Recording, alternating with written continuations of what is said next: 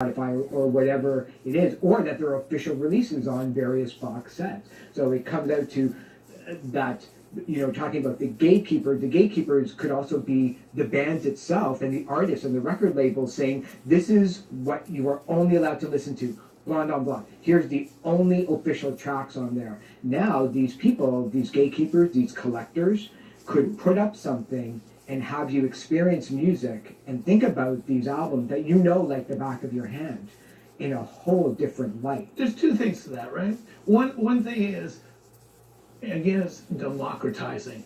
Some of us, myself, for example, I've had these outtakes forever because some of us have known how to get them, how to work for them, and have been able to look at the creative process of Good Vibrations or lots of other things. Now, because of YouTube, people uploading that stuff, all that, quote, gray area material, bootleg material, is democratically available, and you don't have some scumbag charging $50 for a CD of unreleased stuff because some poor kid living somewhere outside of some central zone couldn't get it otherwise. That's kind of cool. But what it's also done is it's motivated artists. Bob Dylan, for example. Just this morning on my iPod, I'm hearing a version of, what was it, Saturday Late? No, it was Desolation Row with this harpsichord. Because Dylan put out an 18 CD box set this year, only 5,000 copies for the Truly Maniacs. I'm one of them, thank you. Number 4,637 is my box. Just got in there. There's a 6 CD version for the more casual fan, 2 CD for the wimp. But what I'm getting at here is, why would Bob do this? Why would Bob put out 18 discs of everything he cut in the studio, every scrap, from 65 and 66. Because of Victoria's Secret? 3 albums. Not because of Victoria's Secret, but because bootleggers already got access to a lot of that stuff, and it's his way, in some ways, of doing it the way it should be done. And this is great now. It's like having sketches of Beethoven's masterpieces. We can analyze decisions they made. This is incredible.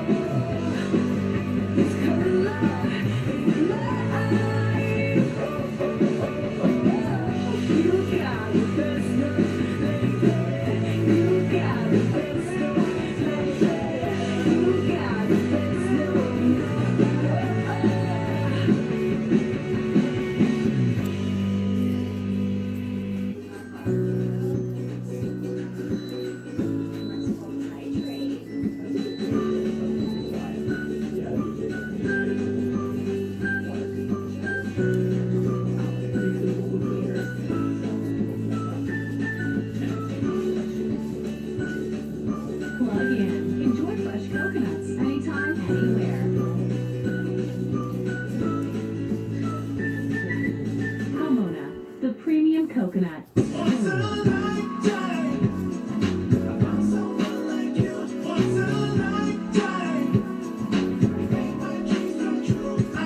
mattress's BioFoam core is highly resilient. It supports your body weight and adds to the durability of the mattress for many years of restful sleep.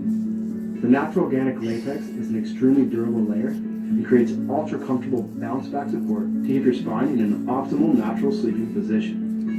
Kyrofoam mattresses are suitable for people who want a stiff mattress or if they want a softer mattress because it fits the contours of your body and offers support where you need it the most.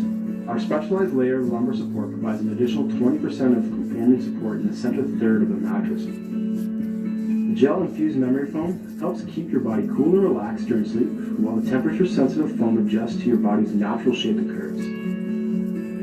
The hand-stitched removable cover wraps together all the different layers of Kyrofoam into a modern-looking, comfortable mattress. When doing your research, you notice that Kyrofoam hits all the major points required for a perfect mattress, which will give you a better sleep and in turn improve your quality of life. I have everything but you.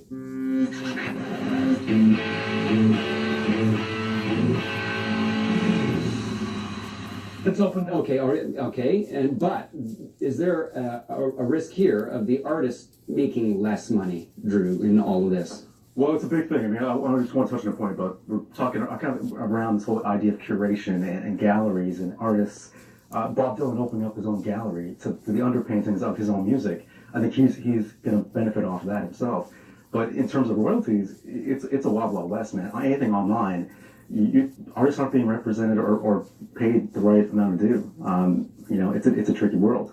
But does that mean the sharing and the knowledge and the idea of those bands and what they provided to the musical landscape, is that going to be lost? No, because it's going to live on through sharing. But then you've got somebody that sells millions of downloads and ends up with a check for like $7,000 for all of that. There's a lot of unfair. artists who I know that were making, getting royalty checks for in the hundreds of thousands of dollars a year that are now getting $12,000 to $15,000 for, some of the massive hits. But, going back to what Drew was saying, I mean, that's where the music industry is right now, where it's trying to figure out how the artists can make money, battling against streaming services like YouTube. However, no record label or artist Take care, everyone.